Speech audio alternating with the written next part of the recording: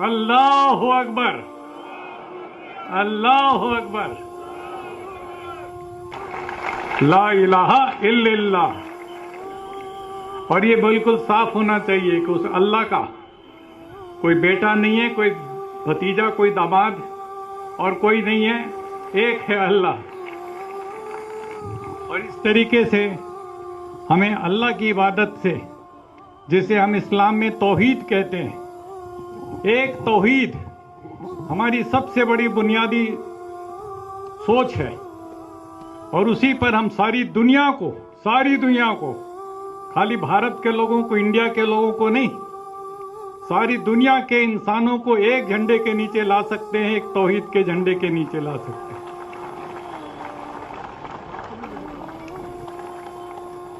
और जब हम अपने पैगंबर को याद करते हैं, इस्लाम में पैगंबर इस्लाम को,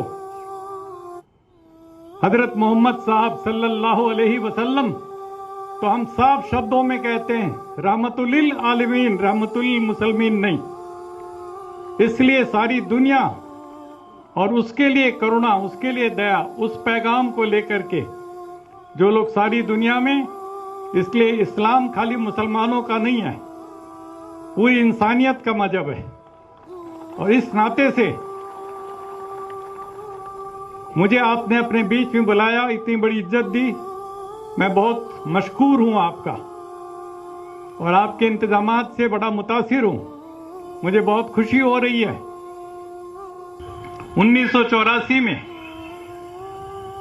जब इंदिरा गांधी जी की हत्या के बाद सिखों को कत्लो-गारत हुई, तो सबसे पहले सिखों को बचाने के लिए मैं कूदा था। और उस समय सिर पर इस रंग की पट्टी बांधे एक गोडसे भगत कह लो या हिंदुत्व वाला, वो मेरे ऊपर छुरा लेकर के दौड़ा लाजपत नगर दिल्ली में और कहता तू गद्दार है, कौम का गद्दार है। मुझे समझ करके कि मैं हिंदू हूं, मैं सिखों को क्यों बचा रहा हूं, मैंने कहा तुम इंसानियत का कत्ल कर रहे हो, इसलिए मैं तुम्हारे खिलाफ। और जब जामा मस्जिद, बाबरी मस्जिद शहीद हुई, तो सबसे पहले मैंने खड़े होकर के उसकी मजम्मत की। तो मैंने कहा ये बिल्कुल गलत काम हुआ है, हमारे देश के संविधान के स्पिरिट के साथ धोखा हुआ है। और उसके पूरी की पूरी यूट्यूब आप लोग सुनिएगा, देखिएगा जो मुझे कहना है बाबरी मस्जिद के बारे में। और वहां पर जो कहते हैं राम मंदिर है, उसका कोई सबूत नहीं है, लेकिन उसको उन्होंने सुप्रीम कोर्ट तक ने कह दिया अपने फैसले में कि कोई सबूत नहीं है। ये भी कह दिया कि 49 में उसके अंदर मूर्ति रखना गैर कानूनी था। ये भी कह दिया कि वहां पर उसको गिराना, बाबरी मस्जिद को, गैर कानूनी था, जुल्म था। ये सब कहने के बावजूद उन्होंने वो उन्हीं को सौंप दिया। ये कैसा सुप्रीम कोर्ट है, हमारी समझ में नहीं आया।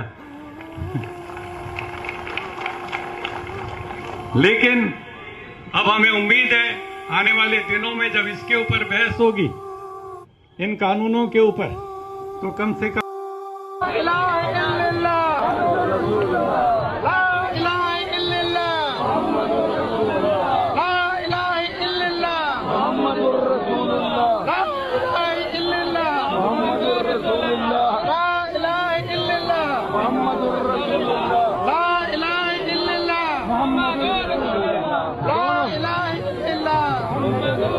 दोनों एक धर्म के नाते लोगों को माफ कर देना चाहिए। पहले मैंने जरूर ये समझा था कि यही इस्लाम है। इन्हीं मैंने बताया कि कुछ लोगों के अखलाक की वजह से the history of Islamic terrorism लिखी थी। मैंने सोचा था ये इस्लाम है, लेकिन जब वास्तविक इस्लाम को जाना, हजरत मोहम्मद सल्लल्लाहु अलैहि वसल्लम को जाना, जब कुरान को जाना, जब हदीसों को पढ़ा, तो मुझे उन पर दया आई, उन सज्जन पर, कि वो इस्लाम को नहीं जानते। ऐसे लोगों को माफ कर देना चाहिए। तो कहने का मतलब ये है कि इस तरीके के लोग हजरत मोहम्मद सल्लल्लाहु अलैहि वसल्लम की कथनी और करनी दोनों के खिलाफ काम करते हैं। मैं समझता हूं कि आपकी कथनी और करनी के हिसाब से अगर दुनिया चले तो सारी दुनिया में अमन चैन हो जाए। इससे बड़ा सत्य धर्म, इससे बड़ी इंसानियत और कोई हो ही नहीं सकती। जितनी की बड़ी इंसानियत इस्लाम में मौजूद है, हजरत मोहम्मद सल्लल्लाहु अलैहि वसल्लम की कथनी और करनी में मौजूद है।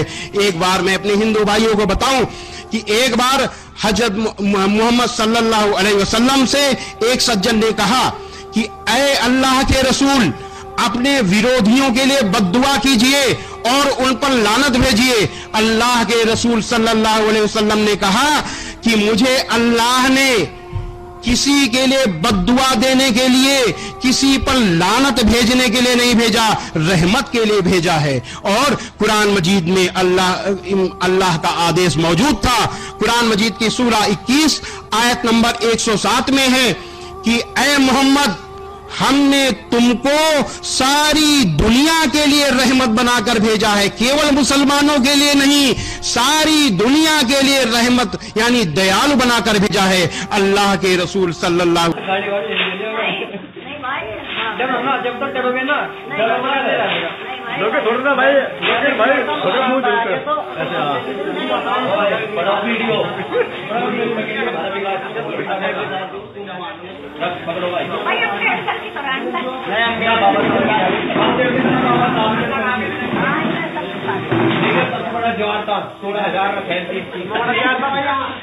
तो कपड़े टांग मार गया था और तो क्या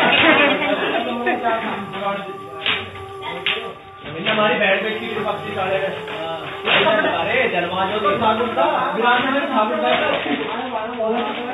जब विराज में ठाकुर था भाई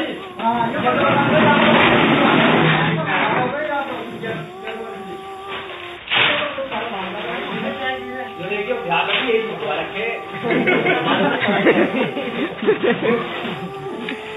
परमात्मा रविदास जी पर उनके माता पिता कौन है बताओ।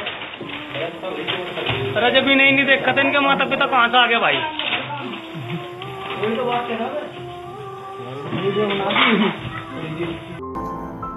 نتمنى أن يكون المقطع قد نال أعجابكم، وإذا أعجبك هذا الفيديو من قناتك لو تعلم لا تنسى الاشتراك في القناة، دعمنا بلايك ومشاركة الفيديو مع أصدقائك لكي تعم الفائدة، وشكرا لك على المشاهدة.